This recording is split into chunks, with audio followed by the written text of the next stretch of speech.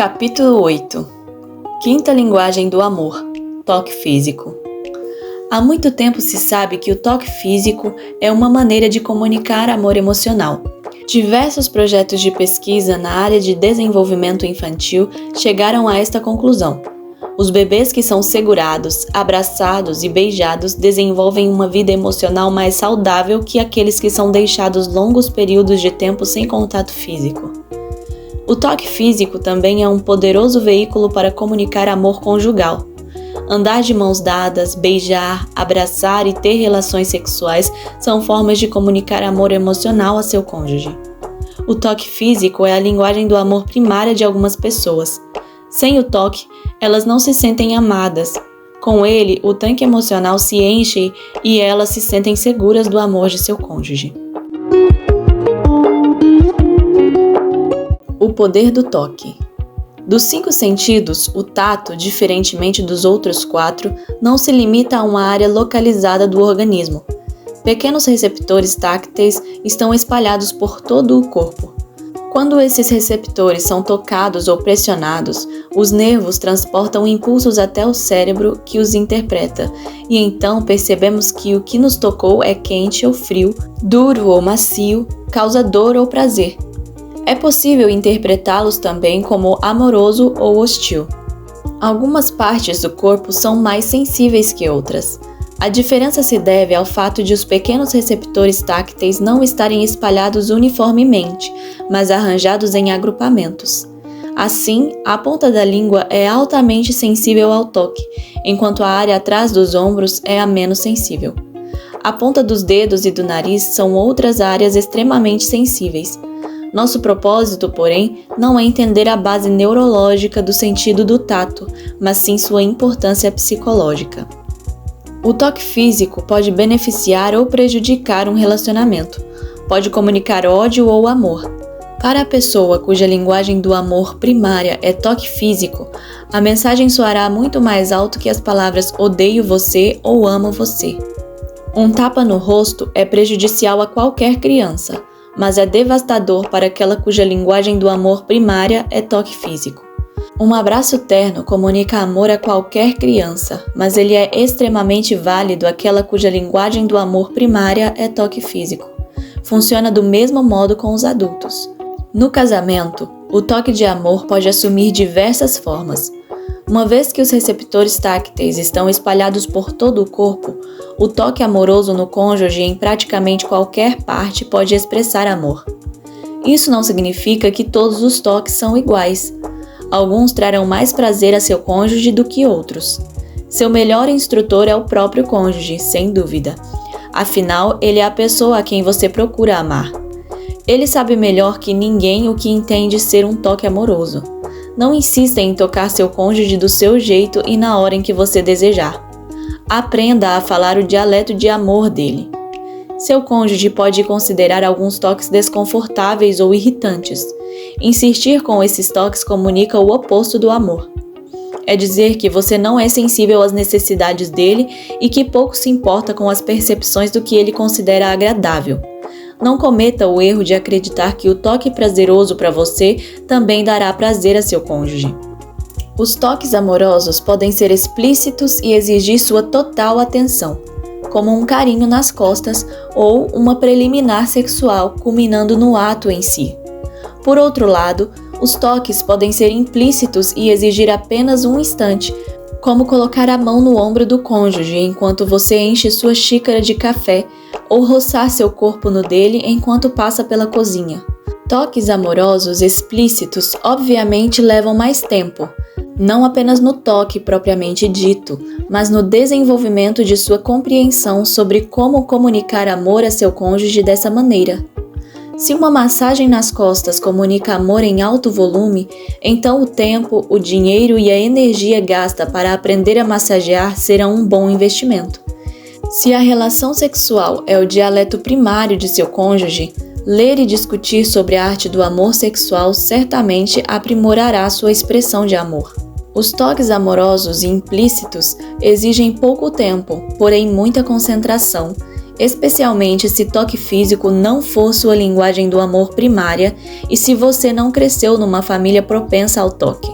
Sentar perto do outro enquanto ele assiste ao programa de televisão favorito não exige nenhum tempo adicional, mas comunica seu amor em alto e bom som. Tocar seu cônjuge enquanto passa pela sala onde ele está sentado leva apenas um instante. Tocar no outro quando estiver saindo e novamente quando voltar pode envolver apenas um beijo ou um abraço breves, mas é algo que significará muito para seu cônjuge. Ao descobrir que toque físico é a linguagem do amor primária do cônjuge, sua imaginação será o único limite quanto às maneiras de expressar amor. Inventar novos jeitos e locais onde tocar pode ser um desafio excitante. Se você nunca tocou seu cônjuge por baixo da mesa, talvez descubra que essa prática pode acender fagulhas em seu jantar num restaurante. Se não estiver acostumado a segurar as mãos de seu cônjuge em público, talvez descubra que pode encher o tanque do amor emocional dele enquanto passeiam de mãos dadas pelo estacionamento. Se vocês normalmente não se beijam assim que entram no carro, quem sabe percebam que isso pode melhorar muito suas viagens. Abraçar seu cônjuge antes de ele sair para fazer compras talvez não expresse apenas amor, mas pode trazê-lo mais cedo para casa. Tente novos toques em novos lugares e permita que seu cônjuge lhe diga se acha aquilo agradável ou não. Lembre-se, ele tem a palavra final. Você está aprendendo a falar a linguagem dele. O corpo existe para ser tocado. Tudo o que há em mim habita em meu corpo. Tocar meu corpo significa tocar em mim. Afastar-se do meu corpo significa distanciar-se emocionalmente em mim. Em nossa sociedade, o aperto de mão é uma maneira de comunicar abertura e intimidade social a outra pessoa. Quando, em raras ocasiões, um homem se recusa a apertar a mão de outro, a mensagem comunicada é que as coisas não vão bem nesse relacionamento. Todas as sociedades possuem alguma forma de toque físico como meio de saudação social. O americano típico talvez não se sinta muito à vontade com os abraços fortes e os beijos dos brasileiros, mas no Brasil, esse cumprimento tem a mesma função do aperto de mão nos Estados Unidos. Existem maneiras próprias e impróprias de tocar pessoas do sexo oposto em todas as sociedades. A atenção que se dá hoje em dia ao assédio sexual tem ressaltado as maneiras impróprias. No casamento, porém, o que é próprio ou impróprio é determinado pelo casal dentro de certas orientações bem amplas.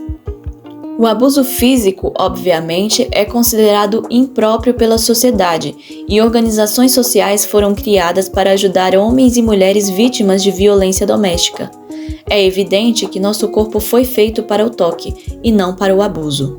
Vivemos num tempo caracterizado como a era da abertura e da liberdade sexual. Com essa liberdade, demonstramos que o casamento aberto, no qual os dois cônjuges estão livres para ter intimidade sexual com outros indivíduos, é algo fantasioso. Os que não têm objeções morais apresentam objeções emocionais. Alguma coisa em nossa necessidade de intimidade e amor não nos permite oferecer a nosso cônjuge tal liberdade. A dor emocional é profunda e a intimidade se evapora quando tomamos conhecimento de que nosso cônjuge se envolveu sexualmente com outra pessoa. Os arquivos dos conselheiros estão repletos de registros de maridos e esposas que tentam lidar com o trauma emocional de um cônjuge infiel. Esse trauma, porém, é ampliado para o indivíduo cuja linguagem do amor primária é toque físico. O objeto de seu anseio profundo, o amor expresso pelo toque físico, é concedido a outra pessoa. Seu tanque de amor emocional não apenas se esvaziou, ele foi despedaçado por uma explosão. Serão necessários inúmeros reparos para suprir essas necessidades emocionais. Crise e toque físico.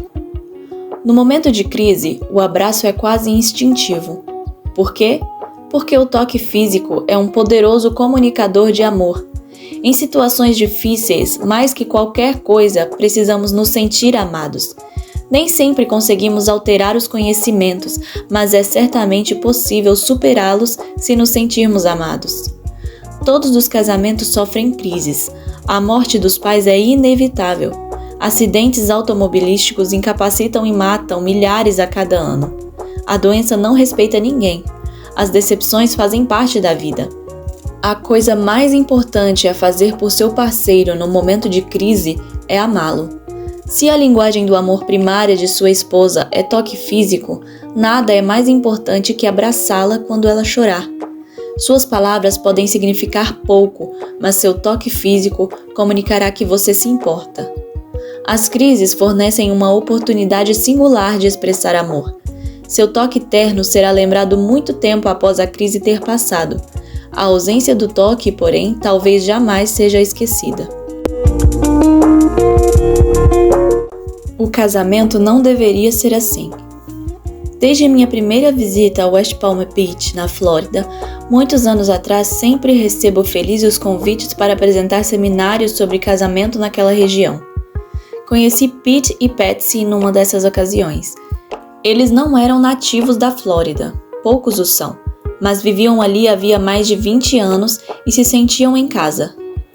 Uma igreja local promoveu meu seminário e, ao sair do aeroporto, o pastor me informou que Pete e Patsy haviam pedido que eu passasse a noite na casa deles. Procurei parecer animado, mas sabia por experiência que tal pedido normalmente significava uma sessão de aconselhamento até altas horas da noite. Enquanto o pastor e eu entrávamos naquela grande e bem decorada casa em estilo espanhol, fui apresentado a Patsy e a Charlie, o gato da família. Ao dar uma olhada na casa, tive a sensação de que A. Os negócios de Pete iam muito bem. B. Seu pai lhe deixara uma grande herança. Ou C. Ele estava afundado em dívidas. Mais tarde descobri que meu primeiro palpite estava correto. Quando me mostraram o quarto de hóspedes, observei que Charlie, o gato, estava à vontade, esticado sobre a cama em que eu iria dormir. Pensei, esse gato se deu bem. Pete chegou em casa pouco depois. Comemos juntos um lanche delicioso e combinamos de jantar depois do seminário. Várias horas depois, durante o jantar, fiquei esperando pelo início da sessão de aconselhamento. Ela nunca aconteceu. Em vez disso, descobri que Pete e Patsy formavam um casal saudável e feliz. Para um conselheiro, isso era uma excentricidade. Estava ansioso para descobrir o segredo deles, mas por estar cansado e ciente de que Pete e Patsy precisariam me levar ao aeroporto no dia seguinte, decidi fazer minha avaliação quando estivesse me sentindo mais desperto. A oportunidade surgiu durante o trajeto até o aeroporto, a cerca de 45 minutos de distância. Pete e Patsy começaram a me contar sua história. Nos primeiros anos de seu casamento, eles tiveram dificuldades enormes. Ambos cresceram na mesma vizinhança, frequentaram a mesma igreja e se formaram na mesma escola. Os pais tinham um estilo de vida e valores similares, e Pete e Patsy tinham muitos gostos semelhantes. Os dois gostavam de tênis e de velejar, e era normal falarem sobre seus vários interesses em comum. Pareciam possuir todos os atributos que tradicionalmente garantem um número reduzido de conflitos no casamento. Os dois começaram a namorar no último ano do ensino médio. Cursaram universidades diferentes, mas se viam com frequência e se casaram 3 semanas após ele receber seu diploma de administração e ela o de sociologia. 2 meses depois, mudaram-se para a Flórida, onde Pete havia recebido uma boa proposta de emprego. A 3.000 quilômetros do parente mais próximo, podiam desfrutar de uma lua de mel sem fim. Os 3 primeiros meses foram excitantes: mudança, procura de um novo apartamento, desfrute da vida a 2. Estavam casados havia 6 meses quando Patsy começou a sentir que Pete se afastava dela. Ele trabalhava até tarde e em casa passava tempo considerável à frente do computador. Quando Patsy finalmente expressou a sensação de que ele estava se afastando, Pete lhe disse que não a estava evitando, mas que buscava se manter no topo em seu emprego. Disse que ela não entendia a pressão que ele enfrentava e quão importante era ele se sair bem no primeiro ano de trabalho. Patsy não ficou feliz, mas decidiu dar-lhe espaço. Patsy começou a fazer amizades com outras esposas que moravam no mesmo condomínio. Tornou-se habitual, ao saber que Pete trabalharia até mais tarde, ela sair para fazer compras com suas amigas, em vez de ir direto para casa depois do trabalho. Às vezes ela não estava em casa quando Pete chegava. Aquilo o irritava profundamente e ele a acusou de ser descuidada e irresponsável. Patsy replicou: "Quem é o irresponsável aqui? Você nem sequer me telefona para dizer quando chegará em casa. Como posso esperá-lo aqui se nem mesmo sei a que horas você vai chegar? E quando chega em casa, passa o tempo todo naquele computador idiota. Você não precisa de uma esposa. Tudo de que precisa é um computador." Então Pete respondeu: "Eu preciso muito de uma esposa. Você não entende? É exatamente essa a questão. Eu preciso muito de uma esposa." Mas Patsy não entendeu. Ela estava extremamente confusa. Em sua busca por respostas, Patsy foi à biblioteca pública e analisou diversos livros sobre casamento. O casamento não deveria ser assim, raciocinou ela. Preciso encontrar uma resposta para nossa situação. Quando Pete ia para a sala do computador, Patsy pegava seu livro. De fato, em muitas ocasiões, ela lia até meia-noite. Ao ir para a cama, Pete a observava e fazia comentários sarcásticos como: "Se você lesse tanto assim na universidade, teria tirado nota 10 em tudo." Patsy respondia: "Não estou na faculdade, estou num casamento e neste momento ficaria satisfeita se tirasse nota 7. Pete ia dormir sem muita coisa além de uma breve olhada para o lado. No final do primeiro ano, Patsy estava desesperada. Ela já havia mencionado o assunto antes, mas dessa vez disse calmamente a Pete: "Vou procurar um conselheiro conjugal. Quer vir comigo?" Eis a resposta de Pete: "Não preciso de um conselheiro conjugal. Não tenho tempo para ir a um conselheiro conjugal. Não tenho dinheiro para pagar um conselheiro conjugal. Então irei sozinha." "Tudo bem, afinal é você quem precisa de aconselhamento." A conversa acabou ali. Patsy se sentia totalmente sozinha, mas na semana seguinte marcou a consulta com um conselheiro conjugal. Depois de 3 sessões, o conselheiro ligou para Pete e perguntou se ele estaria disposto a conversar sobre o casamento. Pete concordou e o processo de cura teve início. 6 meses depois, eles saíram do consultório do conselheiro com um novo casamento. Perguntei a Pete e a Patsy: "O que vocês aprenderam com o conselheiro que transformou seu casamento?" Pete respondeu: "Em resumo, Dr. Chapman, aprendemos a falar a linguagem do amor um do outro." O conselheiro não usou esse termo, mas durante sua palestra de hoje, as luzes enfim se acenderam. Minha mente retornou à nossa experiência de aconselhamento e percebi que foi exatamente isso que aconteceu conosco. Finalmente aprendemos a falar a linguagem do amor um do outro. "Então, qual é a sua linguagem do amor, Pete?" perguntei. "Toque físico", disse ele, sem hesitação. "Com certeza é toque físico", confirmou Patsy. "E a sua, Patsy?" "Tempo de qualidade, Dr. Chapman. Era isso que eu queria naqueles dias em que ele passava o tempo todo no trabalho e no computador." "Como você descobriu que toque físico era a linguagem do amor de Pete?" "Levou um tempo. Pouco a pouco, essa percepção começou a aparecer nas sessões de aconselhamento. No início, acho que nem o próprio Pete havia percebido." "Ela está certa", disse Pete. "Eu estava tão inseguro quanto a minha autoestima que levou uma eternidade até eu me dispor a identificar e reconhecer que a falta do toque dela fizera que eu me afastasse. Nunca disse a ela que queria ser tocado, embora estivesse gritando por dentro para que ela se aproximasse e me tocasse. Durante o namoro, sempre tomei a iniciativa de abraçar, beijar e segurar as mãos, mas ela sempre respondeu bem. Sentia que ela me amava, mas depois de nos casarmos, houve momentos em que a procurei fisicamente e ela não correspondeu. Talvez por causa de suas novas responsabilidades no trabalho, ela estivesse muito cansada. Não sei, mas levei aquilo para o lado pessoal. Senti que ela não me achava atraente. Então decidi que não tomaria mais a iniciativa, pois não queria ser rejeitado. Assim, esperei para ver quanto tempo se passaria até que ela tomasse a iniciativa de me beijar ou de me tocar de alguma forma. Certa vez, esperei durante 6 semanas até que ela me tocasse. Era insuportável. Eu me afastei para evitar a dor que sentia quando estava com ela. Sentia-me rejeitado e indesejado. Não me sentia amado. Então Patsy disse: "Não fazia ideia do que ele estava sentindo. Sabia que ele não estava me procurando. Não nos beijávamos nem nos abraçávamos como antes, mas presumia apenas que, como estávamos casados, isso já não era tão importante para ele. Sabia que ele estava sob pressão em seu trabalho. Não fazia ideia de que ele queria que eu tomasse a iniciativa. Passava semanas sem tocá-lo. Isso não me passava pela mente.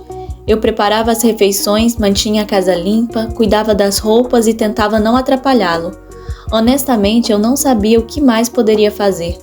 Não conseguia entender seu afastamento ou sua falta de atenção comigo. Não é que eu não gostasse de toque. Acontece simplesmente que isso nunca foi tão importante para mim. Passar tempo com ele, receber a atenção dele era o que me fazia sentir amada e apreciada.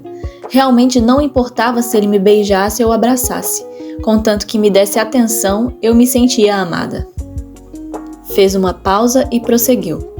Levou muito tempo até descobrirmos a raiz do problema, mas assim que descobrimos que não supríamos as necessidades emocionais amorosas do outro, começamos a mudar as coisas. Assim que tomei a iniciativa de lhe oferecer toque físico, o que aconteceu foi maravilhoso. Sua personalidade e seu espírito mudaram drasticamente. Eu tinha um novo marido. Quando ele se convenceu de que eu de fato o amava, começou a se tornar mais responsivo às minhas necessidades. Pete adicionou: "O que mais me surpreendeu no seminário hoje foi a maneira que sua palestra sobre as linguagens do amor me levou de volta àquela experiência de tantos anos atrás. O senhor disse em 20 minutos algo que levei 6 meses para aprender." Respondi: "Bem, o que importa não é quão rápido se aprende, mas quão bem se aprende. E é óbvio que vocês aprenderam bem." Pete é apenas um dos muitos indivíduos para quem toque físico é a linguagem do amor primária. Em termos emocionais, eles anseiam que seu cônjuge os procure e os toque fisicamente.